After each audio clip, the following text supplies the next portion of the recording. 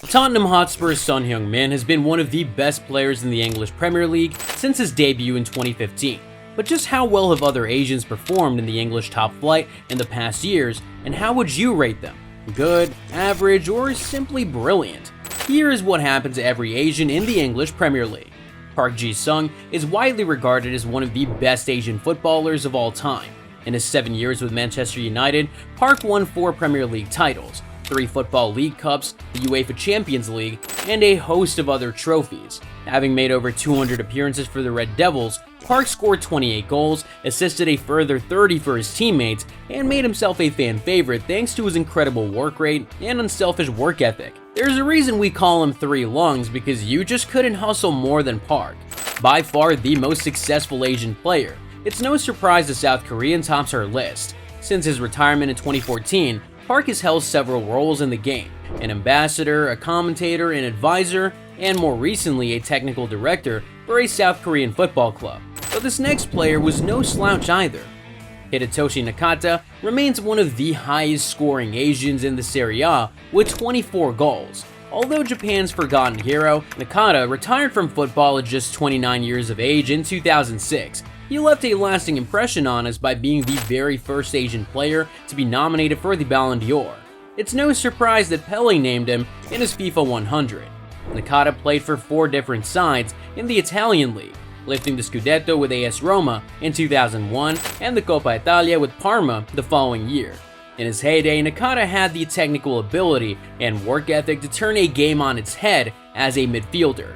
Nakata spent only 1 season in the English Premier League, which happened to be his last. He joined Bolton Wanderers in August 2005 and made over 20 appearances in the league, but Nakata would retire at the end of the season, being disillusioned with the commercialization of football and also citing a lack of passion from his teammates. Since his retirement, Nakata dabbled more in fashion and media. Who do we have next? As a younger fan, you might not know Jihai, but we've got to say that the Chinese former defender is arguably the best the country has ever produced. Jihai was one of the best players for Manchester City in the early 2000s. Having spent 7 years in the blue half of Manchester, Jihai became a crowd favorite at the Etihad Stadium, making over 150 appearances for the citizens. Unfortunately for the Chinese, he suffered several serious injuries during his time in the English Premier League. Jihai has found more success following his retirement from football. Now a businessman and talk show host worth millions of dollars, Jihai remains a popular figure in China. Now to a name you're more familiar with. The Japanese forward Shinji Okazaki is nearing his 38th birthday and is still going strong. He was an integral part of Leicester City's remarkable Premier League triumph during the 2015 and 16 campaign.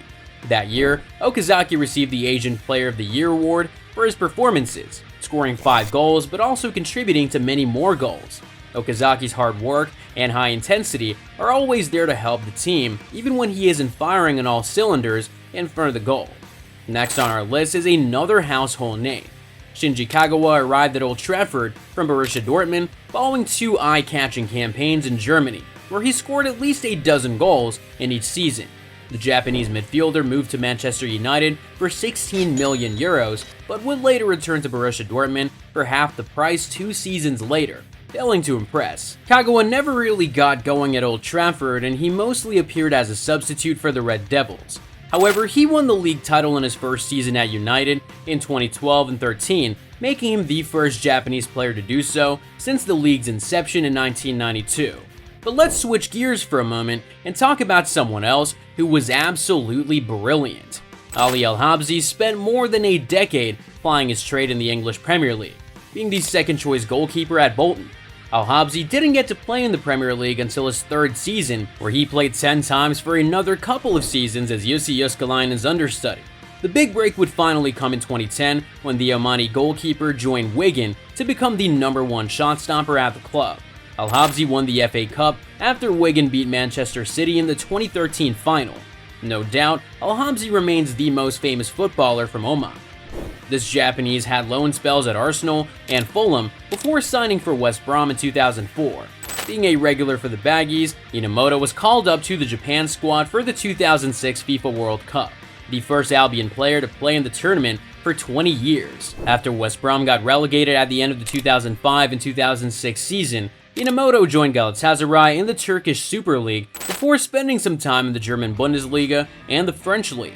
Inamoto would then go back to the Japanese League in 2010. Although his trophy cabinet and goal count pale in comparison to other Asian players, Inamoto's tough tackling and eye for the spectacular make him worth remembering. Next up we have Li Tie was one of the best Chinese players of his generation, securing a loan transfer from the Chinese League to Everton in August 2002.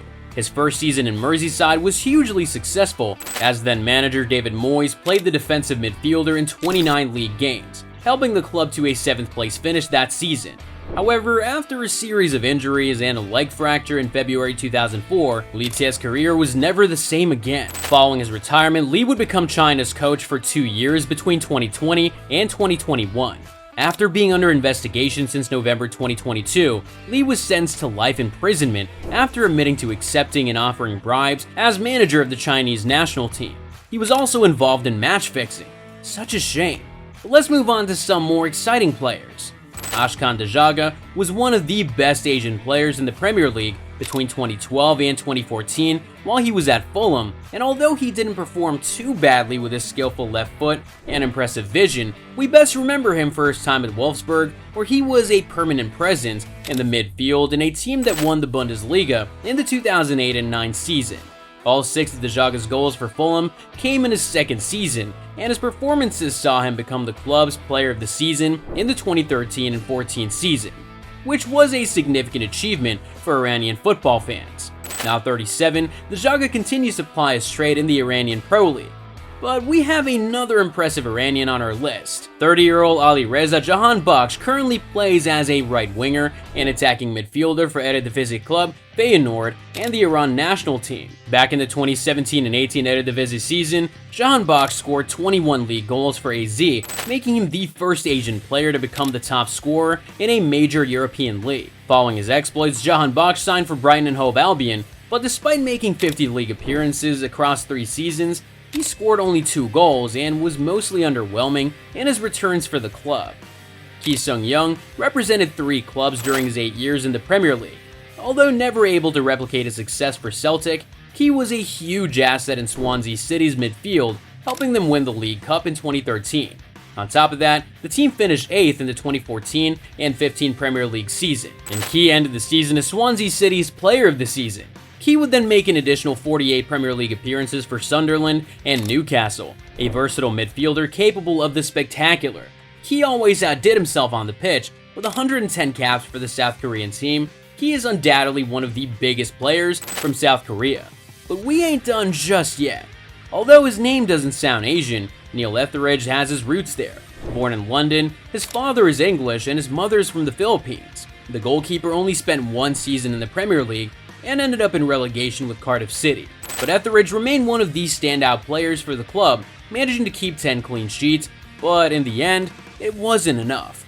Etheridge has been the #1 choice and Philippines goalkeeper since 2008, and he currently applies his trade at Birmingham City. But here's another player you probably never heard of. Tirzil was taken on trial at Manchester City in July 2007 after Thai businessman and former Prime Minister Thaksin Shinawatra bought City. However, after having problems with a work permit, Tirzil was loaned to one of City's new alliances, Grasshopper. He would return to City the following year, but would still be unable to play in England. Tirzil was finally released from the club in October after the Abu Dhabi takeover and never got to play in the Premier League. And then we have Lee Young-pyo, played for PSV Eindhoven, Tottenham Hotspur, and later Borussia Dortmund. Widely considered a criminally underrated right-footed left-back with insane dribbling ability and an attacking profile, he was a prototype for the modern fullback. Although the best of Lee Young-pyo wasn't at Tottenham, despite making 70 Premier League appearances in 3 seasons, we often saw his creativity from wide positions. Lee Young-pyo retired in 2013. Nowadays, he acts as the CEO of the first-tier K-League football team Gangwon FC. Dongfang Zhuo became the second East Asian player to sign for Manchester United back in January 2004. However, he was unable to play for the senior team immediately because he was ineligible for a work permit and was sent out on loan. Dong would eventually be granted a work permit in the UK in December 2006, with United manager Sir Alex Ferguson saying that Dong had the speed and physicality to play for United. Dong made a handful of appearances partnering with Ole Gunnar Solskjaer on his Premier League debut. Dong also became the second ever Chinese player to participate in the UEFA Champions League when he came on for Wayne Rooney in United's last group stage match of the 2007-08 season. However, things didn't quite work out for the player, and he eventually left United in 2008.